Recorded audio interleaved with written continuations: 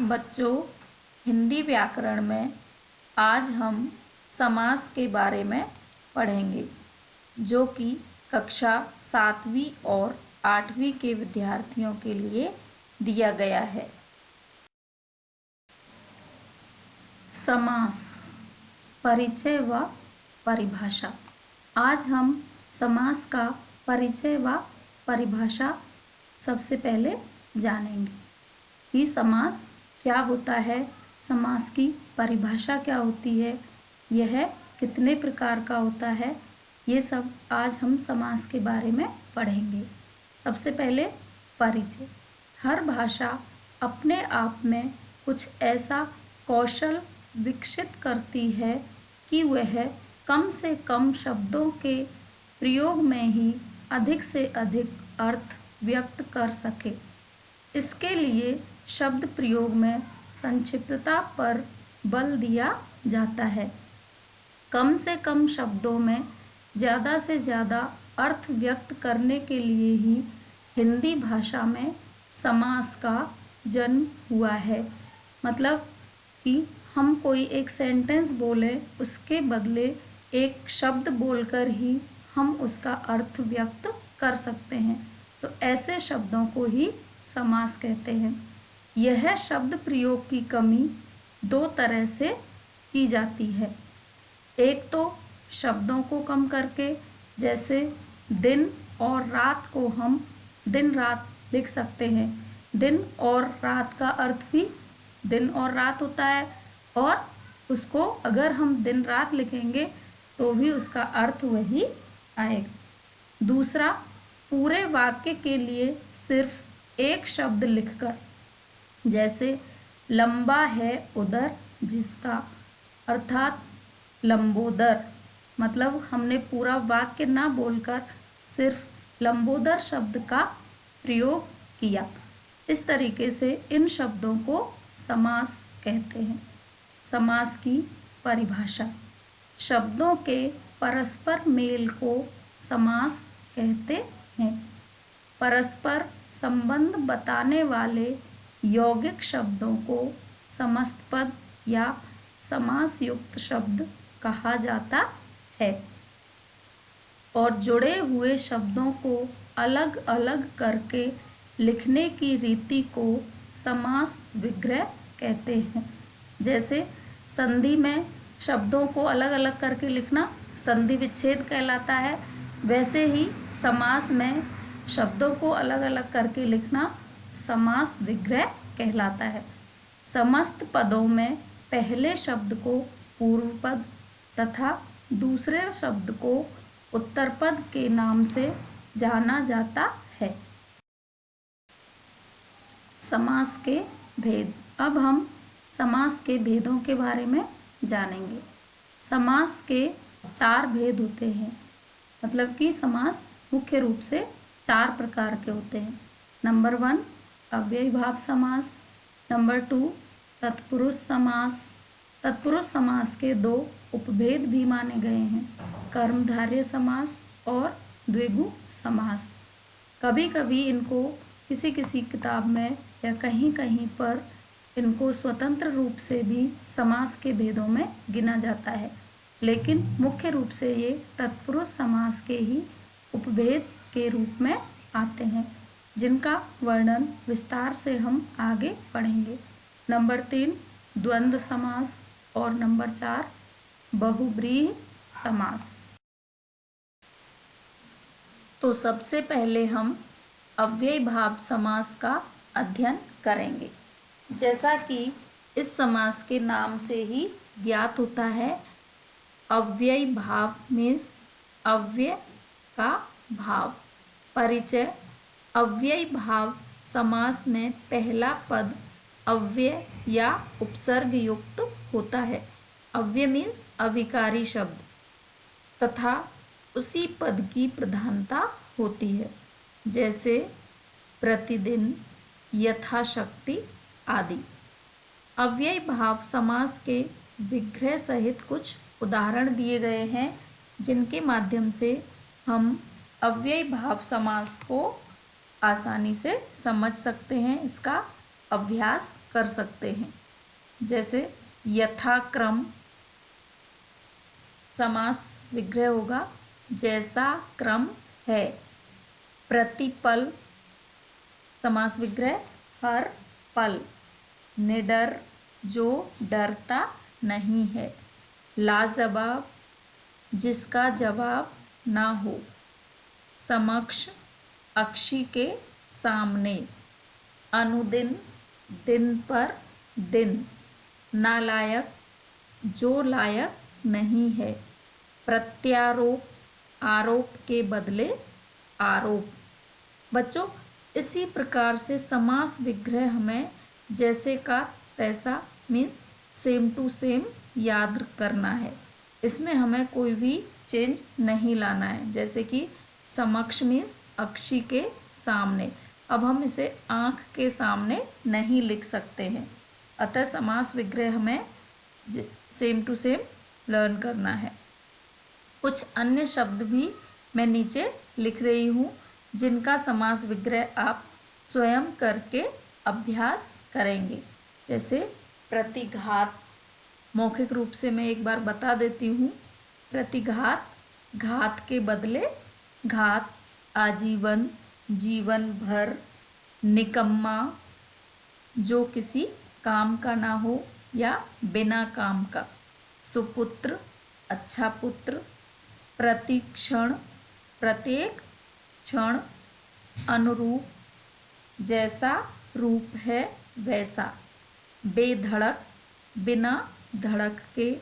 यथा स्थान जो स्थान निर्धारित है। भरपेट पेट भरकर। प्रत्याशा आशा के बदले आशा। इस प्रकार से हम इन शब्दों का समास विग्रह करके याद कर सकते हैं और इसका अभ्यास कर सकते हैं। अव्ययी भाव समास की प्रमुख विशेषता यही है कि इसमें जो पूर्व पद होता है वो प्रधान होता है और अविकारी शब्द या उपसर्ग युक्त होता है। नेक्स्ट, तत्पुरुष समास। तत्पुरुष समास में दूसरा पद प्रधान होता है क्योंकि इसमें अधिकतर पहला पद विशेषण के रूप में प्रयुक्त होता है, इसलिए दूसरे पद की ही प्रधानता होती है।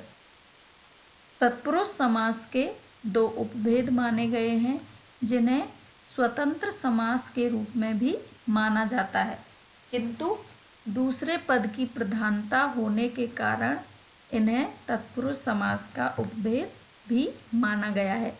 जैसा कि पिछले पेज में मैंने आपको बताया था, तत्पुरुष समास के दो उपभेद हैं, कर्मधारय और द्विगु।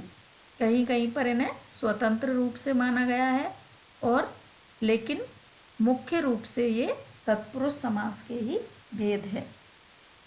कारक चिन्हों के आधार पर भी तत्पुरुष समास के 6 भेद माने गए हैं। कर्ता कारक और संबोधन कारक को तत्पुरुष का भेद नहीं माना गया है। इनके उदाहरणों में समास विग्रह करते समय विभक्ति चिन्हों का प्रयोग किया जाता है। जैसे विरोध जनक, विरोध को जन्म देने वाला। अकाल पीड़ित, अकाल से पीड़ित आदि। मतलब जो कारक चिन्ह हैं उनके आधार पर तत्पुरुष के 6 भेद हैं, कर्म कारक से लेकर अधिकरण कारक तक, और इनकी विभक्तियों का प्रयोग इनके जो समस्त पद हैं उनमें होता है। जब हम समास विग्रह करते हैं तो इन विभक्तियों का प्रयोग करते हैं और समास विग्रह को समस्त पद में बदलते हैं तो विभक्ति चिन्हों का लोप कर देते हैं या उन्हें हटा देते हैं। यहाँ हम तत्पुरुष समास के भेदों के बारे में पढ़ेंगे जो 6 भेद कारक के आधार पर दिए गए हैं। तो नंबर 1, कर्म तत्पुरुष। कर्म कारक के विभक्ति चिन्ह को के लोप से बनने वाला समास क्या कहलाता है? कर्म तत्पुरुष। जैसे स्वर्ग प्राप्त, समास विग्रह क्या होगा? स्वर्ग को प्राप्त। दिल तोड़, दिल को तोड़ने वाला। विरोध जनक, विरोध को जन्म देने वाला। अब यहाँ तीनों शब्दों का जब हमने समास विग्रह किया तो कर्म कारक का जो विभक्ति चिन्ह होता है को, उसको इसमें जोड़कर समास विग्रह किया, इसलिए यहाँ पर कर्म तत्पुरुष है। नंबर 2, करण कारक। करण कारक के विभक्ति चिन्ह से के द्वारा के लोप होने से बनने वाला समास, जैसे हस्त लिखित, हस्त द्वारा लिखित। मदांध, मद से अंधा। मन गढ़ंत, मन से गढ़ा हुआ।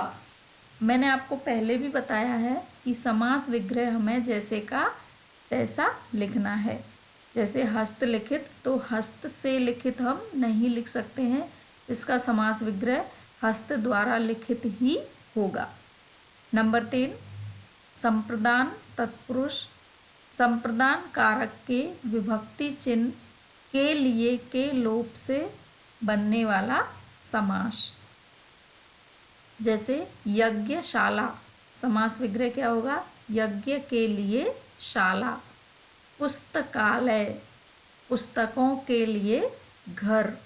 देशभक्ति, देश के लिए भक्ति। इसमें हमने संप्रदान कारक का जो विभक्ति चिन्ह है के लिए, उसको जोड़कर समास विग्रह किया है। इस प्रकार से तत्पुरुष समास अन्य समासों की अपेक्षा इजी भी हैं, थोड़े सरल हैं, क्योंकि उनमें हमें विभक्ति चिन्ह ही ऐड करना है समास विग्रह करते समय, तो लेकिन हमें ध्यान से इनको पहचानना है। नेक्स्ट, अपादान कारक। अपादान कारक के विभक्ति चिन्ह से अलग होने के अर्थ में के लोप से बनने वाला समास, जैसे देश निकाला, देश से निकाला हुआ। पथ भ्रष्ट, पथ से भ्रष्ट। बंधन मुक्त, बंधन से मुक्त। इसमें जो अपादान कारक है उसका विभक्ति चिन्ह है से किसी भी चीज़ को अलग होने के अर्थ में, तो वो ही यहाँ पर प्रयोग होगा। नेक्स्ट, संबंध कारक। संबंध कारक के विभक्ति चिन्ह का, की, के लोप से बनने वाला समास, जैसे नर बलि, नर की बलि। राजभाषा, राज्य की भाषा। सेनापति, सेना का पति। लास्ट, अधिकरण कारक। अधिकरण कारक के विभक्ति चिन्ह में और पर के लोप से बनने वाला समास, जैसे पुरुषोत्तम, पुरुषों में उत्तम। गृह प्रवेश, गृह में प्रवेश। आप बीती, समास विग्रह होगा आप पर बीती हुई। इस प्रकार 6 कारकों के विभक्ति चिन्हों का प्रयोग करके हम तत्पुरुष समास बनाते हैं, और इसमें 6 कारकों की विभक्ति चिन्हों का प्रयोग किया जाता है। अब हम कर्मधारय समास के बारे में पढ़ेंगे। कर्मधारय समास परिचय। इस समास में दूसरे पद की प्रधानता होती है। इस समास के शब्दों में विशेषण विशेष्य, उपमान उपमेय का संबंध होता है। बच्चों, मैं हर टॉपिक में आपको ये बात रिपीट करती हूँ कि व्याकरण का प्रत्येक टॉपिक, हर एक प्रकरण एक दूसरे से संबंधित होता है, जुड़ा हुआ होता है। इसलिए हमें 1 बाय 1 हर एक चैप्टर की नॉलेज होना ज़रूरी है, तभी हम आगे बढ़ सकते हैं। जैसे भाषा, वर्ण आदि सभी प्रकरण हमारे जब क्लियर होंगे, टॉपिक हमारे क्लियर होंगे, तो ही हम आगे पढ़ सकेंगे व्याकरण। तो विशेषण विशेष्य, अगर हमारा विशेषण का टॉपिक क्लियर है तो हमें कर्मधारय समास को समझने में बहुत आसानी होगी। जैसे नील कमल, नीला है जो कमल। नव युवक, समास विग्रह होगा नव है जो युवक। बहुसंख्यक, बहुत है संख्या जिनकी। का पुरुष, कायर है जो पुरुष। अल्पाहार, अल्प है जो आहार। काली मिर्च, काली है जो मिर्च। मतलब कोई भी चीज़ की विशेषता बताई जाए, पहला पद विशेषण हो या उपमान हो और दूसरा पद विशेष्य हो या उपमेय हो, वहाँ पर कर्मधारय समास होता है। अन्य उदाहरण भी हैं, इनसे आप अभ्यास कर सकते हैं। जैसे उड़न खटोला, उड़ता है जो खटोला। नील गाय, नीली है जो गाय। परम आत्मा, परमात्मा, परम है जो आत्मा। चंद्र मुख, चंद्रमा के समान है जो मुख। महापुरुष, महान है जो पुरुष। मंद बुद्धि, मंद है जिसकी बुद्धि। दीर्घ आयु, दीर्घायु, दीर्घ है जिसकी आयु। महाराजा, महान है जो राजा। इस प्रकार से इन शब्दों के समास विग्रह हम याद करके कॉपी में लिखकर अभ्यास कर सकते हैं। बच्चों, समास के प्रकरण में से ज़्यादातर प्रश्न समास विग्रह करने के लिए ही आता है। शब्द दिए होते हैं और इन शब्दों का समास विग्रह कीजिए इस प्रकार से। तो हमें समास विग्रह की सही तरीके से प्रैक्टिस करनी है, अभ्यास करना है। नेक्स्ट, द्विगु समास। द्विगु समास में भी दूसरे पद की प्रधानता होती है और पहला पद संख्यावाची होता है तथा समस्त पद समूह का बोध कराता है। इसकी एक प्रमुख विशेषता होती है द्विगु समास की, कि इसमें जो पूर्व पद होता है, पहला पद होता है, वो संख्यावाची होता है। मतलब कोई ना कोई संख्या लिखी होती है और जो पूरा पद को हम पढ़ते हैं जब, तो वो कोई समूह का बोध कराता है, एक ग्रुप का पता लगता है उसको पढ़ने से। जैसे त्रिलोक, तीन लोकों का समूह। चौराहा, चार रास्तों का समूह। त्रिपाठी, तीन पाठों को जानने वाला। तिरंगा, तीन रंगों वाला। इस प्रकार से सभी शब्दों में प्रथम पद संख्यावाची होता है। द्विगु समास के अन्य उदाहरण, त्रिमूर्ति, तीन मूर्तियों का समूह। चतुर्भुज, चार भुजाओं का समूह। पंचवटी, पांच वृक्षों का समूह। पंचवटी शब्द को हम बहुब्रीहि समास के अंतर्गत भी रखते हैं, क्योंकि पंचवटी एक विशेष नाम भी है। अतः यह द्विगु और बहुब्रीहि दोनों समासों के अंतर्गत आता है, लेकिन प्रधानता बहुब्रीहि समास की होती है। चतुर्युग, चार युगों का समूह। दुराहा, दो रास्तों का समूह। पंचरात्र, पांच रात्रियों का समूह। द्विगु, दो गायों का समूह। सतरंग, सात रंगों का समूह। त्रिभुवन, तीन लोकों का समूह। दशाब्दी, 10 वर्षों का समूह। इस प्रकार से ज़्यादातर समास विग्रह में समूह का प्रयोग किया जाता है। नेक्स्ट है द्वंद्व समास। इस समास में दोनों ही पदों की प्रधानता होती है, जैसा कि इसके नाम से ही पता चलता है। द्वंद्व, दो और दो। और समास विग्रह करते समय और, तथा, या आदि शब्दों का प्रयोग किया जाता है। तो इसमें दोनों ही पद स्वतंत्र होते हैं अपने आप में और दोनों ही प्रधान होते हैं। जैसे अन्न जल, समास विग्रह होगा अन्न और जल। लाभ हानि, लाभ या हानि। विलोम शब्दों में हम मोस्टली या शब्द का प्रयोग करते हैं, क्योंकि एक ही काम होगा, या तो लाभ होगी या हानि। कंद मूल फल, कंद और मूल और फल।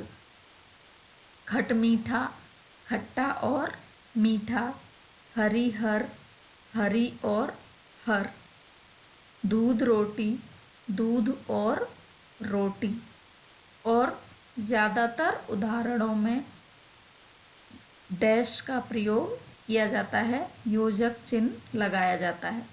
अन्य उदाहरण देखो, हाथ पाँव, समास विग्रह होगा हाथ और पाँव, थोड़ा बहुत, थोड़ा या बहुत, सुख दुख, सुख या दुख, धनुर्बाण, धनुष और बाण, राधा कृष्ण, राधा और कृष्ण, जला भुना, जला या भुना, चाय पानी, चाय और पानी, बहू बेटी, बहू और बेटी आदि। इस प्रकार से द्वंद्व समास के सभी शब्दों में और, या, तथा आदि का प्रयोग करके हम समास विग्रह करते हैं। अंत में हम बहुब्रीहि समास का अध्ययन करेंगे।